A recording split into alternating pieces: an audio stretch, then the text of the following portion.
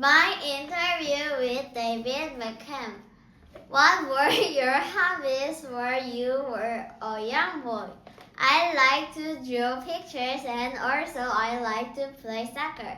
When you were young, what did you dream to be when you grew up? My dream was to be a soccer player. I always loved soccer best.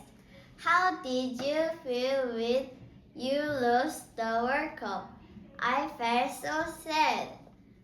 You have been on many different teams. Which was your favorite to play for? My favorite team was the LA Galaxy because I liked playing in the US. The team was great. Thank you for listening. Bye.